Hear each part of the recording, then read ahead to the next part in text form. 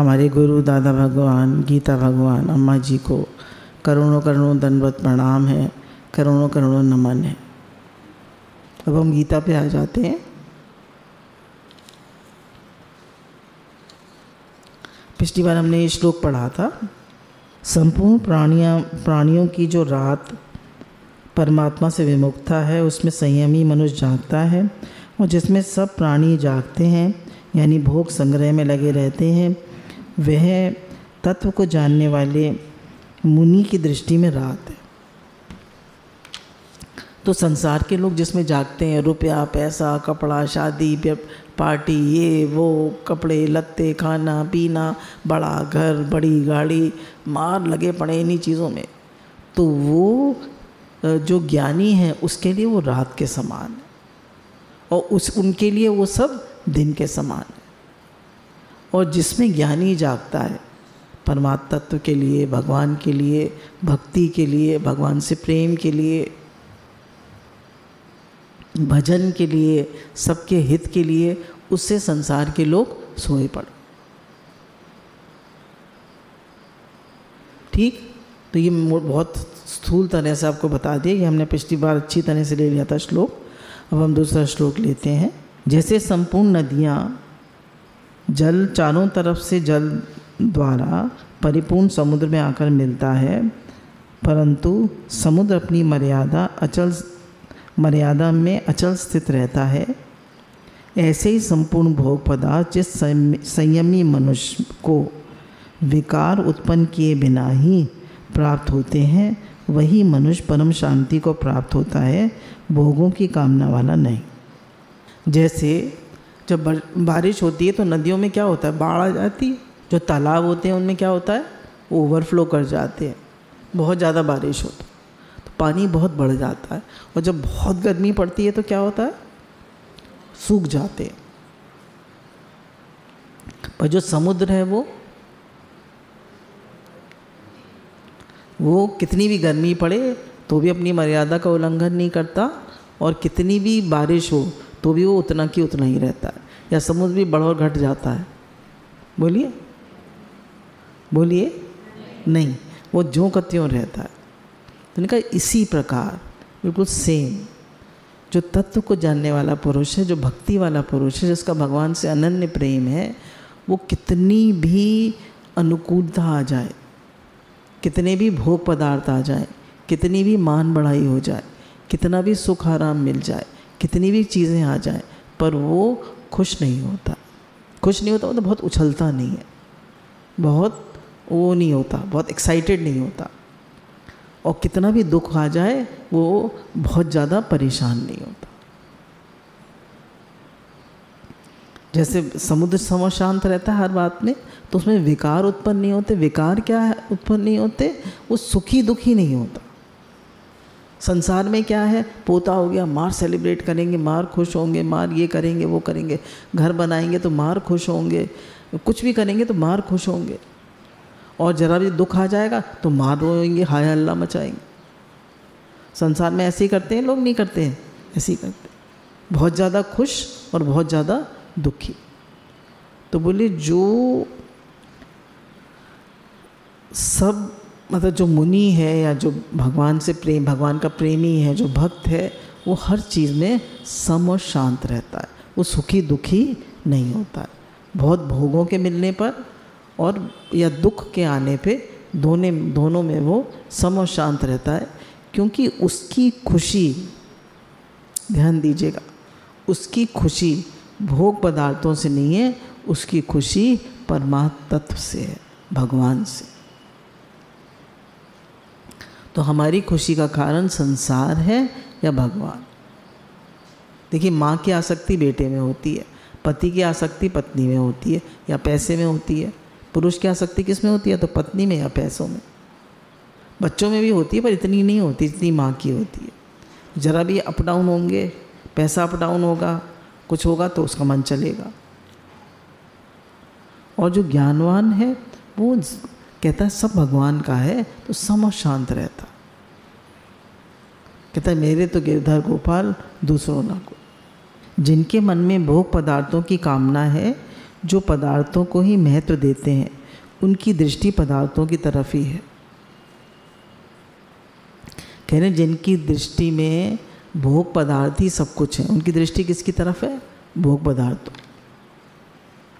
बड़ा मकान, बड़ी गाड़ी, रुपया, पैसा, मान, प्रतिष्ठा। फिर पैसा खूब कमा लिया, एक आदमी ने, बिजनेसमैन ने पैसा खूब कमा लिया, खूब सब हो गया, अब चलो पॉलिटिक्स में चलो, अब नाम प्रतिष्ठा चाहिए। अरे तुम सेवा करो, अब समाज की सेवा करो। जैसे हैं होम्योपैथिक डॉक्टर हैं, तो बता रहे थे कि हमने अपना फार्म हाउस लिया था एक, तो वहाँ से हमने 40 विलेजेस अडॉप्ट किए और उनको सबसे पहले उनकी बोले उनके हमने देखा 4 प्रॉब्लम्स होती हैं, उल्टी, दस्त, बुखार, खांसी, जुखाम, ज़्यादातर यही प्रॉब्लम्स होती हैं। तो हमने इन चारों की दवाई करी। सबसे पहले उनको क्लीन ड्रिंकिंग वाटर दिलवाया, साफ़ पानी पीने को। दूसरा हमने उनका इम्यूनाइजेशन कराया, मतलब टीके लगवाए। बच्चों को सबसे पहले लगता है ना DPT, diphtheria, polio and tetanus. फिर BCG का लगता है। BCG का टीका किसका होता है? TB का, वो लगता है। और अब आजकल तो बहुत सारे लगने लगे, तो वो सब टीके लगवाए उनको। एक होम्योपैथिक डॉक्टर ने, टीम ऑफ डॉक्टर्स को उन्होंने वो करा और सबको लगवाया। और बोले फिर हमने उनको न्यूट्रिशन के बारे में बताया। बोले डॉक्टर तो लिख देंगे थ्रेप्टिन बिस्किट। थ्रेप्टिन बिस्किट कहाँ से खाएगा गाँव वाला? उसको बोलो भुने चने खाओ, अंकुरित खाओ, तो आराम से खा सकता है। तो कह रहे हैं उनको फिर एजुकेट किया न्यूट्रिशन के बारे में। बोले आज 40 गाँव में बीमारी करीब करीब ना के बराबर। तो भैया आपने अच्छा नाम कमा लिया, पैसा कमा लिया, अब सबके हित के लिए जिए। वो नहीं सोचेगा कोई, वो नहीं सोचेगा। उसे चाहिए नाम, प्रतिष्ठा, ये वो। तो संसार ऐसे ही है। तो कह रहे हैं कि कितने भी भोग पदार्थ मिल जाएं, जिनकी दृष्टि पदार्थों की तरफ है, उन्हें कितने भी संसारिक भोग पदार्थ मिल जाए तो भी उनकी तृप्ति नहीं हो सकती। कभी संतुष्ट नहीं होते। कभी मेयर भी बन गए, MLA भी बन गए, MP भी बन गए, तो भी संतुष्ट नहीं होंगे, अब मैं मिनिस्टर बनूं। क्योंकि संसार की फितरत ही ऐसी है, मच वॉन्ट्स मोर। उसको कभी तृप्ति आती ही नहीं है। संसार, उनकी कामना, जलन, संताप नहीं मिट सकते, तो फिर उनको शांति कैसे मिल सकती है?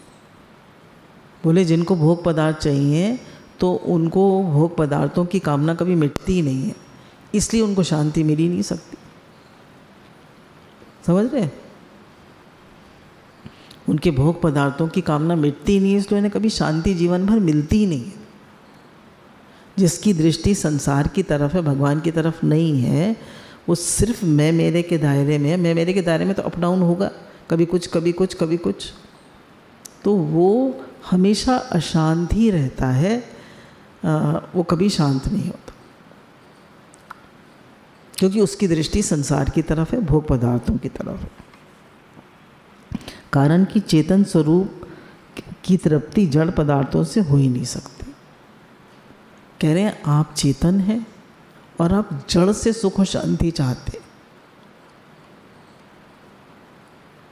तो जड़ से कैसे सुख शांति मिल सकती है चेतन को? आप चेतन है या जड़ है? बोलिए। और जड़ क्या है? शरीर।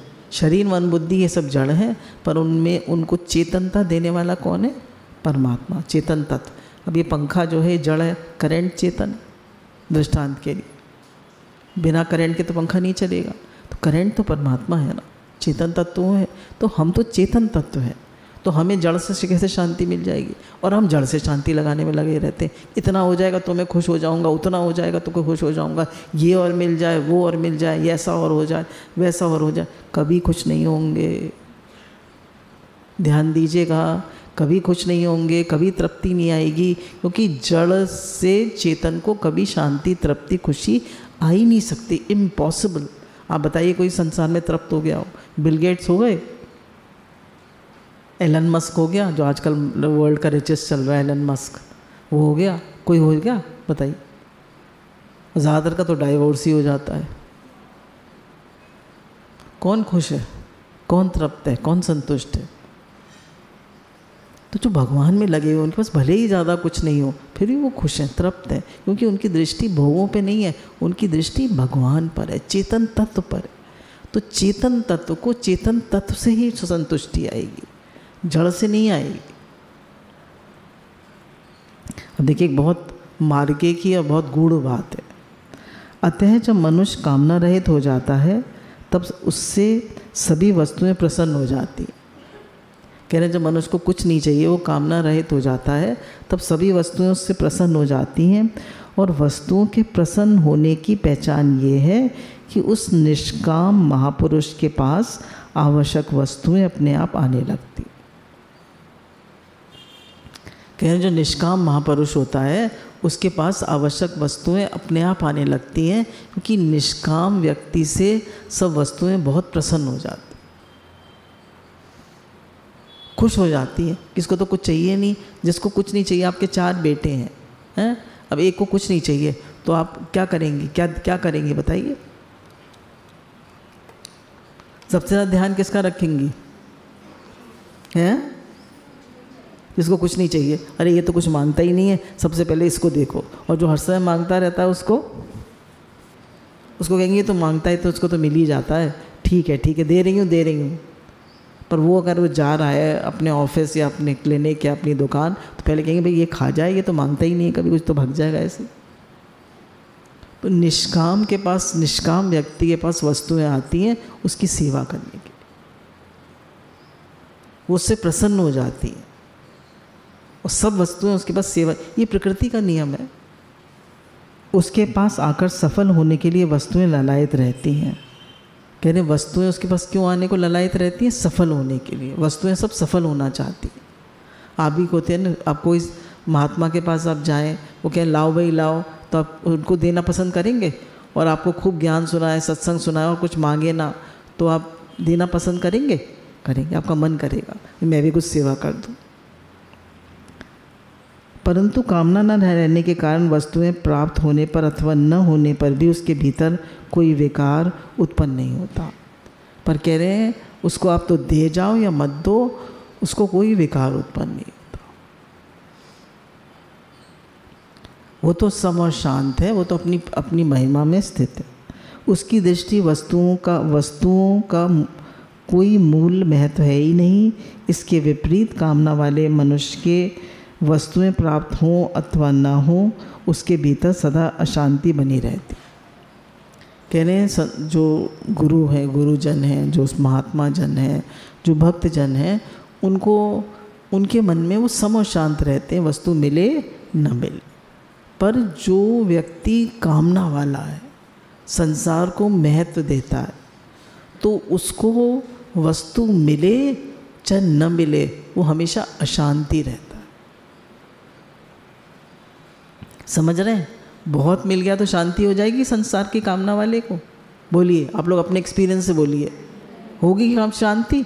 नहीं। क्यों? क्योंकि उसकी दृष्टि जड़ पे है, और जड़ से चेतन को कभी शांति आ ही नहीं सकती, इम्पॉसिबल।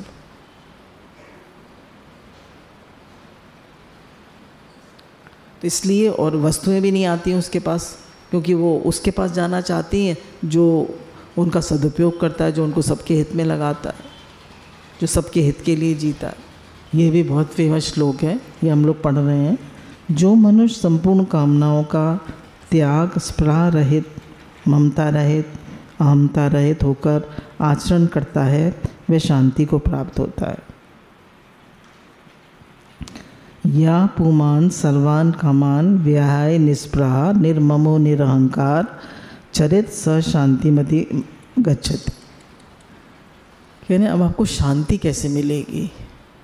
आप लोग क्या चाहते हैं? पैसा, नाम, प्रतिष्ठा या शांति? भाई मान, नाम, प्रतिष्ठा, पैसा भी किस लिए चाहते हैं? कि शांति मिले। पर शांति मिल सकती है? क्यों? क्योंकि ये अप डाउन होता रहता है, हर समय up down up down up down. और जिसकी दृष्टि भगवान पर है, वो भगवान एक रस है, तो वो शांत रहता है, क्योंकि भगवान एक रस है। अब क्या कह रहे हैं? जो मनुष्य संपूर्ण कामनाओं का त्याग कर देता। सबसे पहले हम कामना को लेते, अब कामना क्या है? मुझे खूब मिले। सबसे ज़्यादा कामना किसकी होती है मनुष्य को? सबसे ज़्यादा कामना होती है मनुष्य को कि मुझे, गरीब आदमी है तो मुझे पैसा मिले, और थोड़ा ठीक ठाक है तो क्या में होती है कि मुझे मान सम्मान मिले, सब मुझे पूछे, कोई मुझसे बुरी तरह ना करे। सबसे ज़्यादा असर मनुष्य को शब्द का होता है। नहीं, आपके पास कम भी है पर आपसे कोई बुरी तरह, रिक्शे वाले से भी बुरी तरह बोल दीजिए, एक सब्जी वाले से बुरी तरह बोल दीजिए, भले ही पैसे कम दीजिए तो इतनी बुरी तरह नहीं करेगा, पर बुरी तरह बोल दीजिए, अगली बार आप क्या आएगा नहीं, उसको भी शब्द का असर होता है। तो सबसे ज़्यादा कामना किसकी होती है? मान की।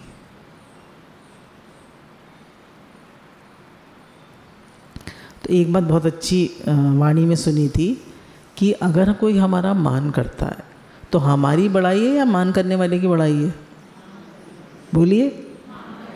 और हम किसकी बड़ाई समझते हैं? अपनी, मेरी बड़ाई। अगर कोई हमारा, ऐसे आपने कभी सोचा नहीं होगा, कोई हमारा बहुत मान करता है तो मान करने वाले की बड़ाई है, उसकी दृष्टि अच्छी है ना, तभी तो वो मान कर रहा है। और हम समझते हैं मेरी तारीफ़ हो रही है, मेरी तारीफ़ हो रही है, हम फूल रहे हैं, हम पुदीने के पेड़ पे चढ़ रहे हैं। तो कह रहे हैं कि कामना जो है सबसे ज़्यादा मान की होती है। फिर वे सब हमारे घर वाले सब ठीक बने, ठीक होती है नहीं।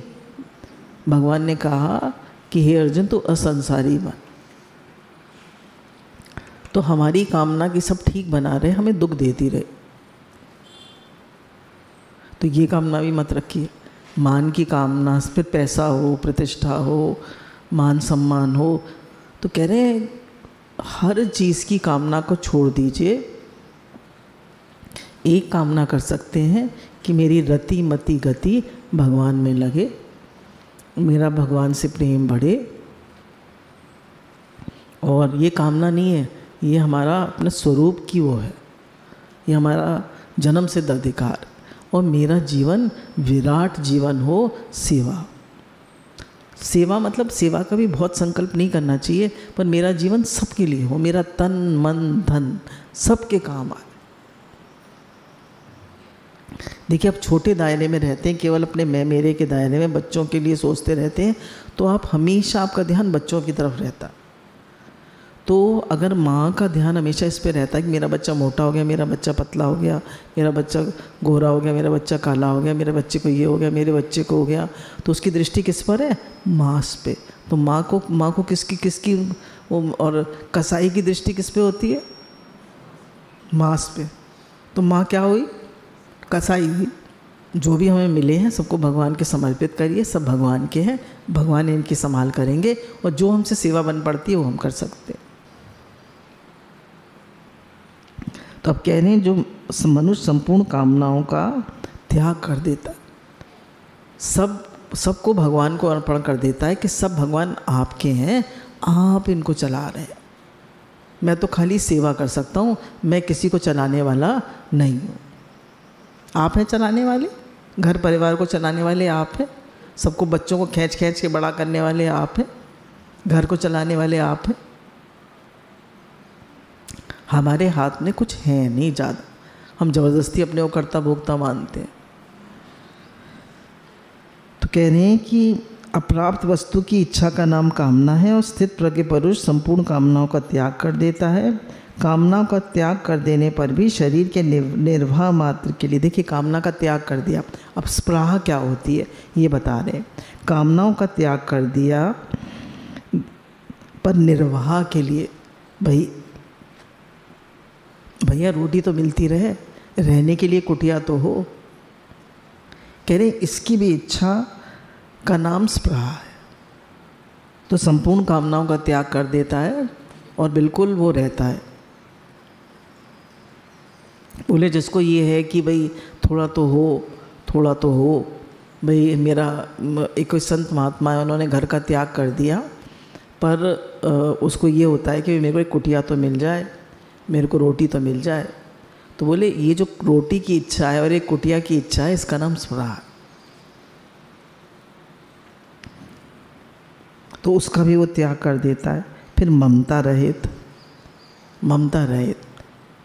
तो ममता जो है वो है मेरापन, जो हमें मिला हुआ है, जो मिला हुआ है वो ठीक बना रहे, उसका नाम ममता है। मेरापन, मेरा घर, मेरा परिवार, मेरा शरीर, ये ठीक बना रहे। अब ये कैसे हटे ममता? ममता हटे कि हमारी ममता भगवान में। मोह ममता बुरी नहीं है, पर इसको हटा के हमें भगवान में लगाना। अब हमने क्या किया कि ममता कर ली परिवार में, अब भगवान को बना लिया वो कहना चाहिए सेवा वाला, या कि भगवान अब आप इन सबको ठीक रखिए। वो करना क्या था कि भगवान, ममता किस में लगानी थी? भगवान में। घर भगवान का है, बच्चे भगवान के हैं, परिवार भगवान का है, मैं भगवान के लिए सब काम करता हूँ, भगवान का दिया प्रसाद पाता हूँ, भगवान के दिए प्रसाद से भगवान के जनों की सेवा करता हूँ, सब कुछ भगवान का। तो आपकी ममता किधर हो गई? भगवान में। संसार में ममता करेंगे तो दुखी होंगे, बार बार दुखी होंगे। जब भी बच्चों की चिंता हो कि मन में कहिए भगवान की है, भगवान मैं तो सेवा कर सकता हूँ, बाकी आप देखो मैं क्या कर सकता हूँ, मेरे हाथ में क्या है, मेरी पावर्स बहुत लिमिटेड है, मैं कुछ नहीं कर सकता, कोशिश ही तो कर सकता हूँ। करना ना करना, ठीक करना ना करना आपके हाथ में, आप जानो।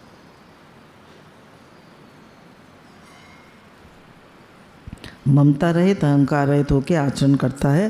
कह रहे जिसको कोई कामना नहीं है, कोई स्पृहा नहीं है, कोई ममता नहीं है, कोई अहंकार नहीं है, तो वो शांति को प्राप्त होता है। अब हमारे जीवन में शांति क्यों नहीं है? आप लोग बताइए। आंखें बंद करके मत बैठिए, आंखें खोल के बैठिए। हमें शांति क्यों नहीं प्राप्त होती? क्योंकि हमें कामना भी है, हमें स्पृहा भी है, हमें ममता भी है और हमें अहंकार। अब शांति कैसे मिले? कह रहे निर्ममो निरहंकार समम शांति गच्छति।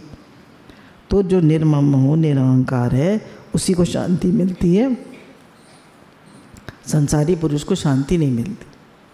अब कह रहे हैं, इसमें एक बहुत इम्पोर्टेंट बात बता रहे हैं। अगर हम उसकी दृष्टि से देखें, कह रहे हैं अगर अहंकार चला जाएगा, अहंकार सबसे सूक्ष्म है, कामना सबसे स्थूल है, फिर ममता है, फिर स्पृहा है और फिर अहंकार। कह रहे हैं कामना सबसे स्थूल है, कामना का त्याग करना सबसे आसान है, और फिर ममता का त्याग करना, मेरेपन का त्याग करना, और फिर स्पृहा का त्याग करना, या पहले कामना का, फिर स्पृहा का, फिर ममता का, फिर सबसे मुश्किल है अहंकार का त्याग करना। तभी तो शब्द इतने ज़्यादा लगते हैं, शब्द कहाँ चिपक जाते हैं आपके, पर कोई कुछ भी कह दे कितना बुरा लग जाता है। क्यों? क्योंकि वो अहंकार को टच होता है। सबसे मुश्किल त्याग है निरअहंकार। जैसे हम कहते हैं ईगो, ईगो तो है ही, तो जैसे कहते हैं एजिंग आउट गॉड, ईगो का मतलब एजिंग आउट गॉड, भगवान को तो आपने निकाल दिया और अपने को शरीर बन के बैठ गए कि मैं ये शरीर हूँ। अहंकारा, हम कार में बैठे, मतलब मैं ये कार, तो आप ये शरीर है। गुरु कहते हैं शरीर तो मिला, एक दिन छूट जाएगा, पर आप जन्मों जन्मों वही रहते, आप नहीं बदलते, आप जन्मों जन्मों वही रहते हैं। तभी तो देखिए बचपन से आज दिन तक शरीर इतना बदल गया। बचपन में कैसा था, जवानी में कैसा था, वृद्धावस्था आ रही है तो कैसा है, पर आप बदल गए, आप तो वही। ऐसे जन्मों जन्मों आप वही रहते, जीवात्मा वही रहता है, पर शरीर बदलते रहते हैं। तो आप ये शरीर नहीं है।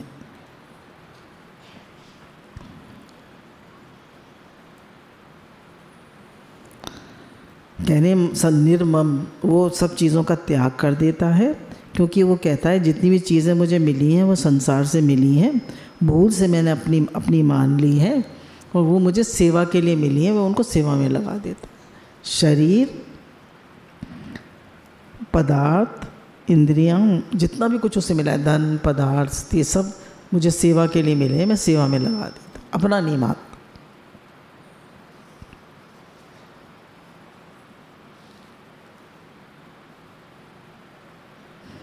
अब कह रहे हैं कि शांति मदे अजिगच्छते, केवल उत्पन्न एवं नष्ट होने वाली वस्तुओं से सुख भोगने की कामना करने से, उनसे ममता संबंध रखने से अशांति होती।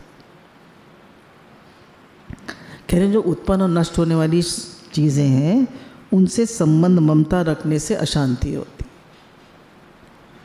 जब संसार की कामना, स्पृहा, ममता, अहमता, सर्वता छूट जाती है तब स्वतः सिद्ध शांति का अनुभव हो जाता। जैसे हम कहते हैं I am a peaceful soul, तो हमारा असली नेचर क्या है? हमारा असली नेचर क्या है? हम पीसफुल सोल है, हम शांत स्वरूप है। पर शांति हमें क्यों नहीं अनुभव होती? हर आदमी क्या कहता है? मुझे शांति चाहिए, मुझे शांति चाहिए। पर जब भी उसे अशांति हो तो देखे मुझे कोई ना कोई कामना है, कहीं ना कहीं मेरी ममता है, कहीं ना कहीं अहंकार आ गया। अब क्या बात हुई हमारी? कह रहे हैं अगर हम देखें तो सबसे स्थूल कामना है। कह रहे हैं सबसे स्थूल दृष्टि से कामना है, तो कामना का आप त्याग करते हैं, फिर ममता का त्याग करते हैं। और अगर अब ये कह रहे हैं परंतु साधक की दृष्टि से पहले ममता का त्याग, फिर कामना का त्याग। कह रहे हैं कि शास्त्र की दृष्टि से देखें तो पहले कामना का त्याग, फिर ममता का त्याग। पर कह रहे हैं पर साधक की दृष्टि से अगर देखें तो सबसे पहले निर्ममो निरहंकार, ममता का त्याग करना होता है। निर्ममो निरहंकार।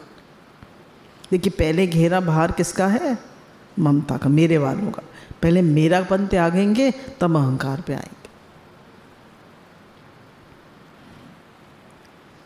परंतु साधक की दृष्टि से पहले ममता का त्याग, फिर कामना, स्पृहा, अहंकार का त्याग करना ही ठीक है। ममता प्राप्त वस्तुओं की, कामना अतृप्त वस्तु की होती है। सबसे पहले ममता का त्याग करना सुगम पड़ता है। मनुष्य पहले ममता अर्थात प्राप्त वस्तु के संबंध में ही फंसता है। कह रहे हैं पहले आप अपने वालों का त्याग करिए, मैं मेरे का जो दायरा है इसका त्याग करिए, तो आपकी कामना का त्याग भी हो जाए। हमने जो घर में अपना संबंध बना रखा है कि मेरे बच्चे, मेरा घर, मेरे मेरे मेरे, पहले इस मेरेपन से निकलिए। अब मेरेपन से कैसे निकले? तो विराट जीवन जी, सबके लिए जिए, सत्संग करिए, सेवा करिए, सब समाज के हित के लिए रहिए। तो कह रहे हैं ममता का त्याग करने से तो सबसे पहले ममता का त्याग करते हैं, फिर प्राप्त वस्तु की कामना अप्राप्त वस्तु की होती है। सबसे पहले ममता का त्याग सुगम पड़ता है, फिर उसके बाद कह रहे हैं कि कामना का त्याग। जब मैं मेरा ही नहीं है तो फिर किसके लिए कामना करूं? बोलिए। जब मैं ये शरीर ही नहीं हूँ, मेरे वाला भी नहीं है, तो किसके लिए कामना करूं? तो पहले ममता का त्याग, फिर कामना का त्याग, फिर कह रहे हैं लास्ट में आता है अहंकार का त्याग। लास्ट में किसका त्याग आता है? अहंकार का त्याग। अहंकार का त्याग करना सबसे मुश्किल है ना। अहंकार का त्याग करना सबसे मुश्किल है। क्यों? क्योंकि अहंकार सबसे सूक्ष्म है। तो मैं ये शरीर हूँ या ईगो प्रॉब्लम मनुष्य को कितनी ज़्यादा होती है कि मैं।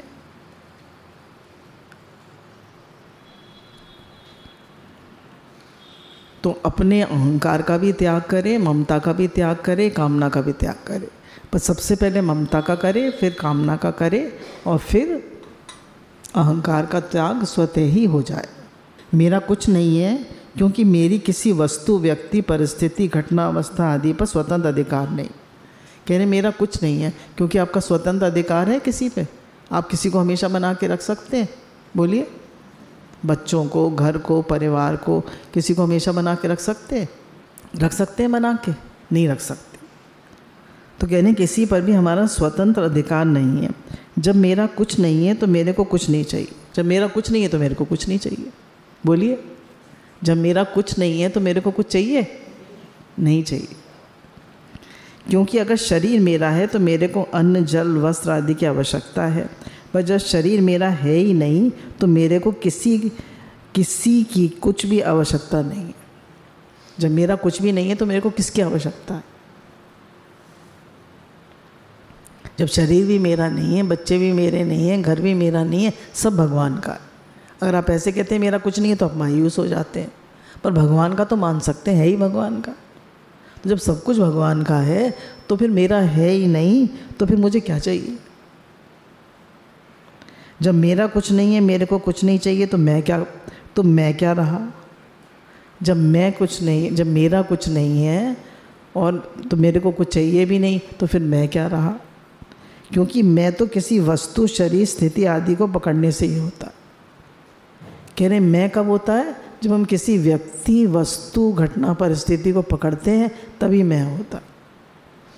तो गुरु कहते हैं ego gone all the troubles.